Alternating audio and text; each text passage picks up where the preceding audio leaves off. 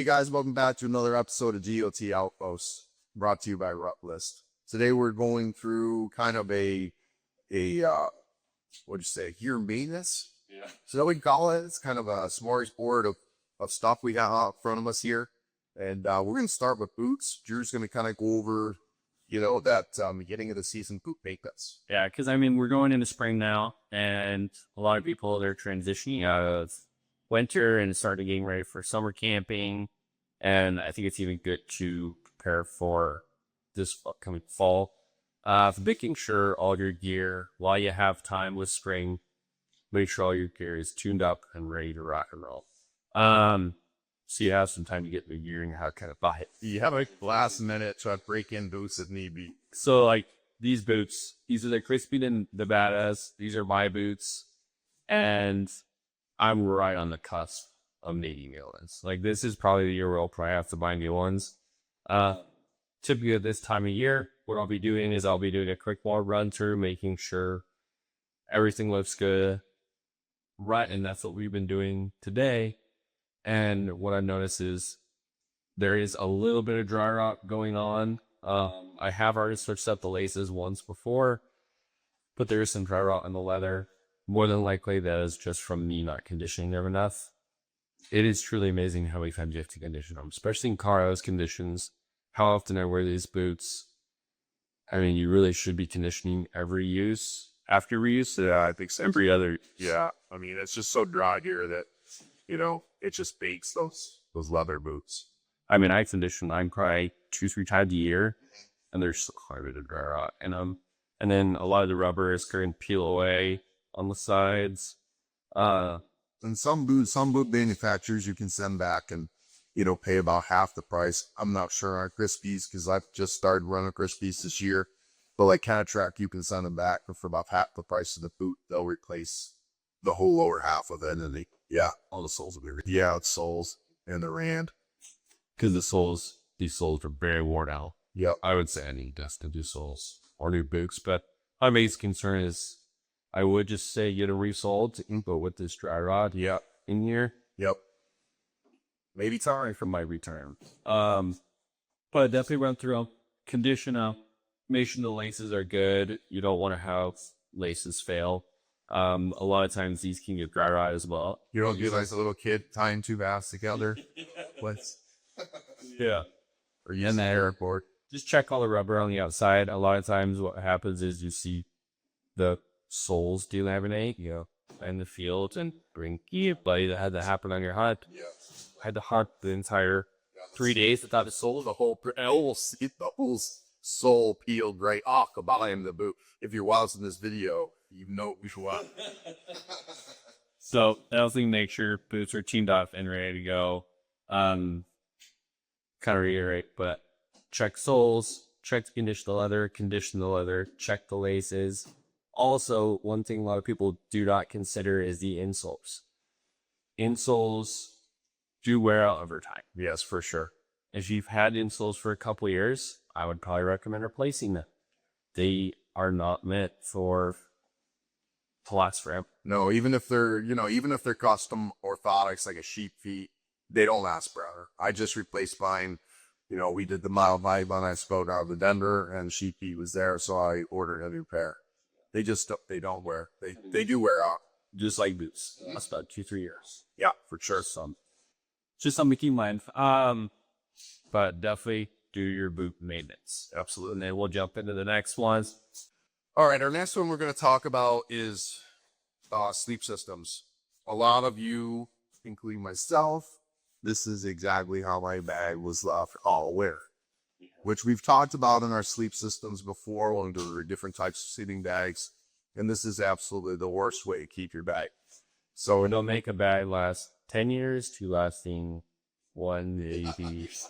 So, what you need to do is you need to take it out of the compression sack. Most manufacturers are going to send either like a big mesh bag, or in this case, this is an emo bag, emo disco. So you take it out of here. I won't rake this second, but I should let this sit, loft it up, let it sit and air out for a few days until it kind of regains its loft. And then it comes with a storage bag, which is not restricting it or compressing it, and it should be stored in here. Or if you have space and you don't, you could hang it somewhere. I don't particularly have that kind of room in my house, so I use it in that bag. If you have you could hang it up somewhere where it's straight and you can just have it cool off all the time. That's my thought there. Yeah, that's the best. Another thing would be your sleeping pad. I love this sleeping pad. This is a Thermarest pad, Neo Air, but for some reason it's got a slow leak. Now is the time to take your tub, which we'll pull out. You do it in a bathtub. Or just take one of these totes. Yeah. Well, you should get a tote, fill it up with water. Yeah. Put air in this. It doesn't have to be, fully inflated. Never get air. Yeah. And then just kind of find out what's leaking. I think that this has got a leaky valve, but I did have a small leak in it during LNC this past year. Had to patch it in the field and find out where that leak is and repair it so that you're not dealing with that for any extended period of time. The other thing too is it's a good time to go through in your bag, make sure that you've got, enough repair stuff still in there. I did use some. I still believe I have plenty, but go through that. Make sure that you got your repair kit in the bag, that there's the proper amount. So if you do get a hole, you're able to patch it up and you're not slipping in the dirt. I mean, I think that's probably one of the biggest things during this time of maintenance, going through and making sure you have everything. The amount of times I go on trips and people call out their sleeping pad or their tent, and they always forget a minute thing that they took out during your last trip or misplaced, and they're putting it back together. So take everything apart, piece by piece, make sure it's all there. Like you said, you use your repair kit, making sure you have enough. Another thing to do during this time is with your sleeping bag, if it stinks, because usually when we're hot, they're pretty stinky. Yeah. It's a great time to take it out, fully unzip it, so let the sun cook out that stink, and then say with the sleeping pads, really you should be doing this as soon as you get done with the trip. But a lot of times we get into moisture stuff. If you put back your sleeping pad or tent with moisture on it, you'll get mildew, it'll get stinky, and that can start breaking down the material. Yeah. I mean, it's better late than never, but definitely something I would also check too, make sure no moisture in there for sure cause mildew. Yeah. Take your shit out of your bags and look at it. I mean, it's such a simple thing. We all, get busy. You're home from a long trip. The last thing you want to do is pull your tent out, dry it out, your bag. I mean, it sucks, but it's super important. This shit's not cheap, and take care of it. It lasts a long time. So it'll last a long time, and man, it really sucks for it fails. Yeah, for sure. So on the next one, we'll go over coop systems. Yep. All right. So the next one, we're going to coop systems and water filtration. Biggest thing with these, making sure you have everything. Like making sure your stove is all good. Making sure, a big thing that, like, I don't even have it here, is my coffee filter. It's technically in a different compartment in my storage. Okay. So making sure that's here. A lighter that's not in this. Use any. Perfect example. Just took this out and I'm missing a lot of parts. This is a great time to refill these or replace these with a new one. You don't want to field because really this is, for me, having a warm meal is a game changer. Yeah. We have guys that got to go to no stove. No name expansion. Likes cold food. He's a bigger man than I am. Yeah. So that is my coat. So just running through it, replacing these, making sure you have all your utensils, lighter, and everything to actually use these properly. Water filters. So we have a lot of different filtration systems. Bladder. I see this all the time. I've done it many times. Where I get out a HUD, and I'll forget this damn thing in my pack. Yep. Sits in my pack. It gets mildewy, stinky, moldy, and then I have to replace it. Yeah, because I'm gonna take a chance. No, I don't want to be tasting mold water for a week in the backwoods. What we always do, what I highly recommend, is as soon as we get done with the trip, this is just all practice now, after having to replace these a few times. Is we take it all out, soak it in dish soap in the sink. Yep. Rinse it all out with hot water, and then we take it piece by piece completely apart and let it out to dry. Let it dry out completely, put it back together, and then put it in storage. Yeah. I think that's probably, to be 100% honest, that's probably why I moved, probably 5-6 years ago. I moved away from those and I woods and algaes. Because I probably bought, I don't know, because every year it was the same thing. And I'm like, this is disgusting. There's no cleaning that. And so a great way, if you don't want to do the whole detailed spinning process, the best way to actually store this, drain it, and put it in the freezer. Oh, okay. So you drain it so it doesn't crack. Yeah. But if you drain it completely, if there's a little bit of moisture left, instead of letting it completely dry out and having to do the whole washing process and take it apart, throw it in the freezer if you know you're going to go back out in a couple weeks. It's a great way to keep it clean. These filters, so I actually had this happen recently. Kind of happened a couple of days recently. But these water filters, cloggy. Yes. This is a great time to actually clean these. Make sure it's a clog in the field. You just take distilled clean water and shake it underneath the water. Yep. And get any large debris out of there. That's why I always carry 2. Yeah. 2 is up. Freeze and crack too, but I always carry 2 because water is your lifeline and Those don't weigh anything. So No. And they're easy. And then it's also a great time to just clean off all your bags. Clean out all of your water filtration bags.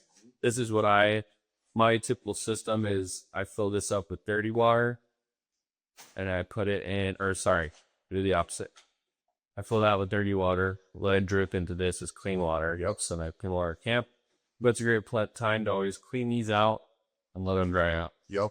And if you do find yourself where you know you've used your filter a lot in season, you think, because I'm big on just starting the season with new. Look and see if your filters are readily available. If you're going to buy one, you don't want to get caught, right before the season. Those B-free filters can be hard to find sometimes. I can get them online easy, but sometimes the sporting goods stores don't always have them. So, it's not a bad time to look at your filters, see how old they are, and just get that new one and have it sitting on the shelf. Yeah. Best time, like we keep saying, run through all your gear, but you already have everything you need because you don't want to be trying to pack for your trip and be like, oh crap, I need this. that's the worst. That's the worst. Cool, Pete. So next we'll dive into knives. All right, on to knives. All right, on the knives. So we're gonna go through my whole kill kit, all the different tools I use in my hunts. One thing I always want to do, I usually carry 3-4 different knives throughout the season, and I stalk through them, making sure they're all sharp. I always want to have all of them sharp going into the season. So sharpening them, I usually use the work sharp. At home, I always use this. Super easy. Biggest thing is knowing the bevel of your blade. Yeah. Making sure that you're putting the correct bevel on it. With this, I always go up to, I start out, depending on how well I used it, around 150 to 200 grit and go up to 400 to 800 grit. But this is a great tool to use.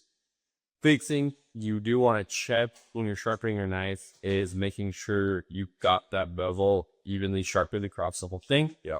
Best way to test it is just licking your arm and then scraping across it, get all parts of the blade. Yeah, making sure it's sharp. If it shades off hair, it's very sharp. Secondly, I'll go through my full kill kit. This is one piece of gear that I always carry with in the field. This is just a work sharp handheld sharpener. This is great to carry in the field to hand sharpen. This is also something you can use at home. If you don't want to spend the money on one of these work sharps, there's a lot of different sharpening tools, but this is a great one that you can use. Yeah, does a great job. Costs way less than this one. It does. But it takes more time. It's going to take more time. And then doing my bone saw, this is something definitely need. Tier 2. Come on. That's disgusting. That's for you. Make sure you clean your bowls out. Yeah, make cooking in one side. And then kill kit. So, perfect example. If I didn't do my yearly maintenance and if I forgot this last season on my elk hunt, I hung up my quarters in the tree. Yep. And we were coming back with the quarters. A bear got one of the high quarters, completely shred the gate bag. Oh, so now I'm down one gate bag. Yep.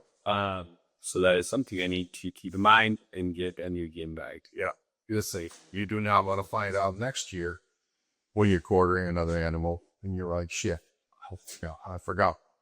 So yeah, but take the time. I mean, you may have gone into your kill kit, you grabbed some paracord or, an item out of there and used it for something else. You didn't remember it. So now's the time to go through it. Make sure it's dial.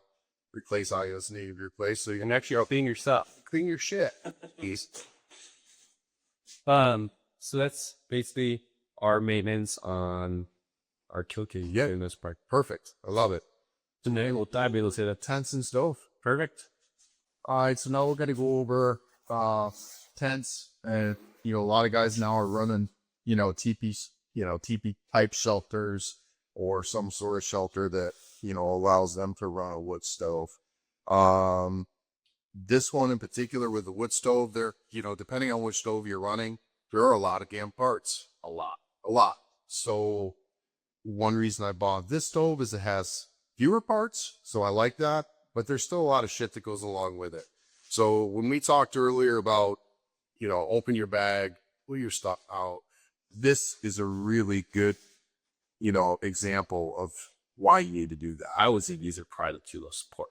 Yeah, I feel like those are the two things that people will forget. Those giant details. for sure. Little pieces. And some years, like this year, starting off to be a kind of a really bad year for us weather-wise with Colorado. So I don't even know if I'll be able to use my smoke cup fall. But I still want to make sure that it's got everything it needs to. Same thing with your tent. Open up your tent, take it out of the bag, check for holes, set it up. Like, don't just, hold it up and it does work, but set it up. Climb inside of it on a sunny day, look for pinholes, repair any holes that you have, make sure your stakes are in there. Kind of a stupid mistake on my part with this is just my golly 4-person teepee. Last year during elk season, I didn't do that. I just grabbed the bag. Oh, stakes. I'm good to go. Got up there, and in this particular tent, it's got a hole for your stovepipe, and it has a zip in or zip out piece of fabric that covers that hole, whether you're using the stove or not.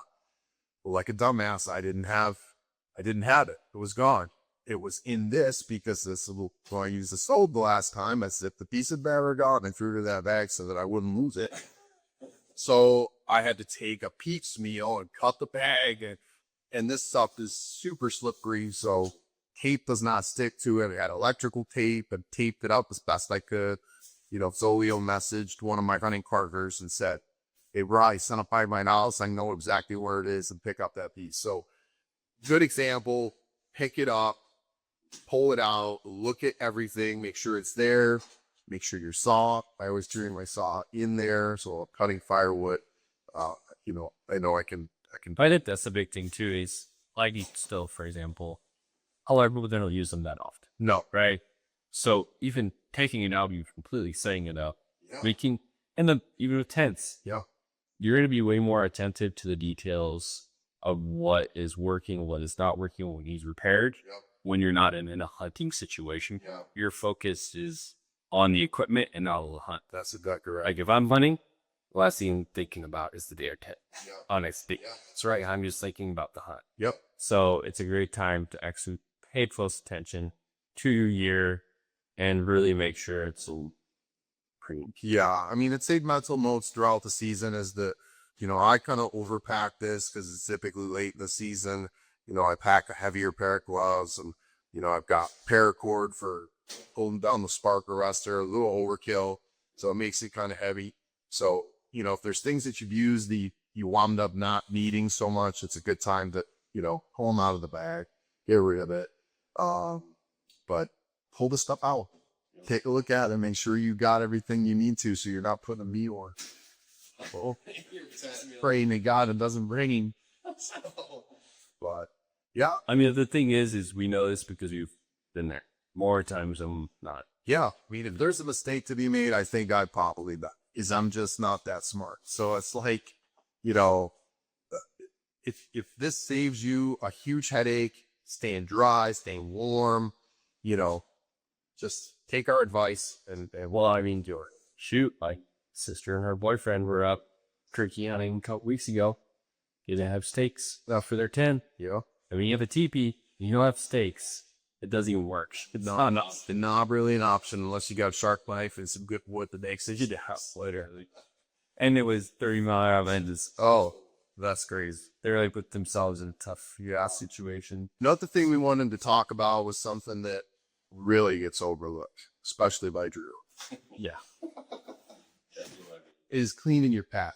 I mean, not so important if you haven't been successful and packed on the animal, but if you have, and whether you put your meat in the bag or if you have a meat shelf, there's blood. Bean bags are now, you're getting blood every day. So I always use a tow like this, or, you know, moving tow. Doesn't matter what it is. If you want to do it in your bathtub, with care, it might be a little bit messy. Your wife probably won't like it too much. But I usually just fill up my tub about halfway with super hot water, dunk the pack in, and put some dogfish detergent in there. I've had good luck with borax too, which is just kind of a has no smell, and it's a little bit more, I don't know if it's aggressive, but if you're really going to scrub on something, it works pretty well. And I just kind of push it around and let it sit, and then get like a little dish brush. If I've got bloody spots, I'll just go roll down and scrub it out. But I don't know if that's similar to what you do, but Honestly, no. That's hard. we do. Nothing.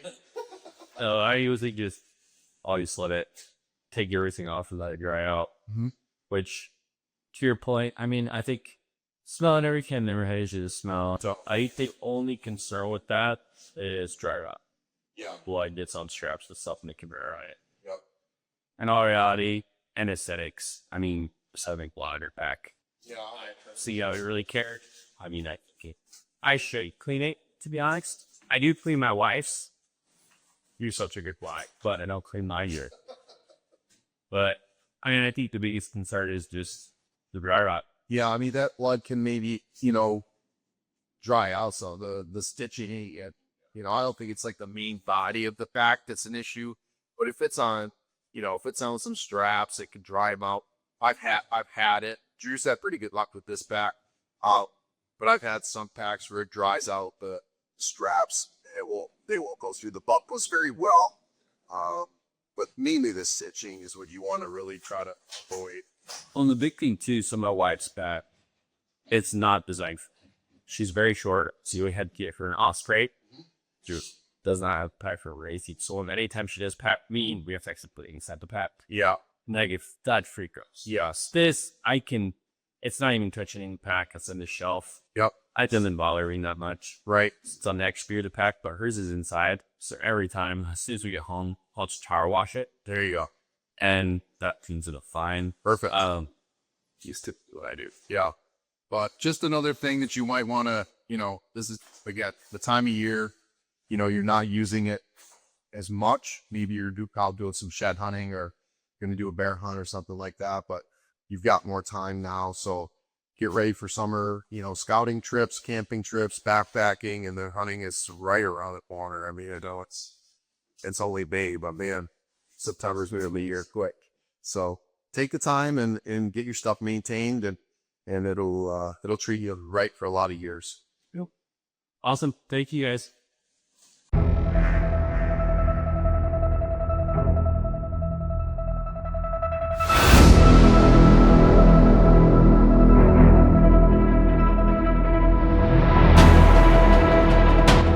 Adventure isn't bought, it's lived. RuckList makes it simple. Reach more summits and never forget essential gear again. Gear up, dial in, adventure further. RuckList unlocks what matters.